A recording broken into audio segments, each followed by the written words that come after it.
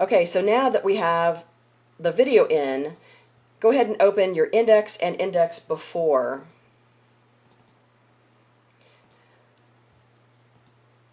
If I take a look at my index file, I see that I have some flash in here. So for instance, my properties really look a whole lot different than they did for the video. So I've got a place to give it an ID. It shows me my width and my height. I have the file for the source for where my SWF happens to be. I have a source for the flash file. So in case that I need to change something about it, I could show it where the source is for the original FLA, and then I could go back and forth. Notice that I also have an edit button for that as well. I can have a background color. Now, why I have a background color, let me point out this drop-down menu right here. So it says W mode. In Dreamweaver CS4 and before that, whenever I put my flash inside of my document, I would have to choose a parameter. So for instance, if I had a talking head, so somebody doing a video talking, it would have to be taken on a blue or a green screen, enabled the alpha for it to have a transparent background. When I bring that into Flash, as long as I don't change the background color in Flash, when I put that inside of my document here, I really get the choice of whether that is going to be transparent or not. So by default, now in CS5, it is opaque by default. And that is going to also affect my z-index on my page.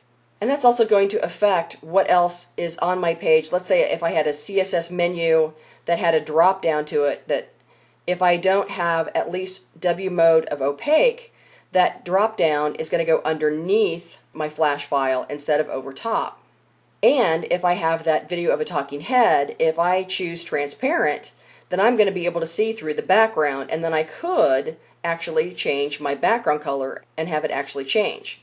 Now if I click on parameters here for this, there's already a couple of parameters. When I save my file, it's going to create a scripts folder and some files inside of that folder so that it displays right in all of my browsers in all platforms. And if I needed some other parameter, I could always put that in there. So I've got some alignment, I have the quality and a scale, and whether it's basically going to loop or not. Now, we always end up having this V space and this H space, but most of the time I can change those things through CSS. There's really no need to alter those things right in the code itself. So I have a little bit of a CSS for it just so that I have a z-index on it so that it is up above everything else on my page. And if I click on play with it selected, I should actually see my video. So this is basically just a little slideshow. And I also have these little buttons here that I could push.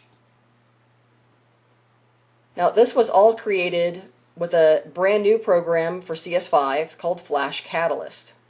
And I'm going to stop that. And also, if I were to look at this in live view,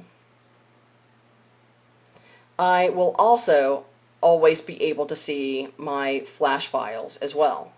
So it's really handy to either click on the button or actually see it in live view. Okay, so let's go to our index before, and I need to make sure that I'm in the right place. So I'm going to go to split view, and I'm going to make sure that I have my cursor inside of my Flash container. So that way I don't have to try and figure out where that is in the actual page itself. So I just go straight to the code. Then I could go to design view if I would like, because it's already in the right place. And then I can say insert media and SWF. So I'm going to go find that in chapter 10. I have my assets folder, my Flash file, and main, and I can choose. So I would want to make sure and put a title to it so that I'm increasing accessibility for that. So I'm just going to tell it that it's going to be my snapshots slideshow, and I'm going to click OK. Now my flash file is in my page, and let me zoom out. So I'm going to just do a command minus because I'm on the Mac still. It'd be a control minus on the PC to zoom out just a little bit. Only when I save do I get the option to add those other files. So when I file and save, I get this dialog box that comes up telling me that I need these two files added to make sure that this works correctly in all of my browsers. Now, I need to also make sure that these files get uploaded to my server. So it's very important, even though you didn't create them yourself, that you are uploading these files to your server as well. So I'm going to click OK. And now I have a folder called scripts.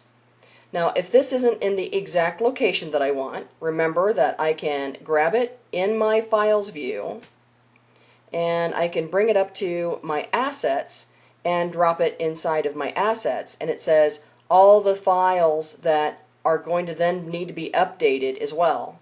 So I can click on update. Now all of those files have access to those scripts also. So now when I click on live view again, just like the end, there I have my flash file.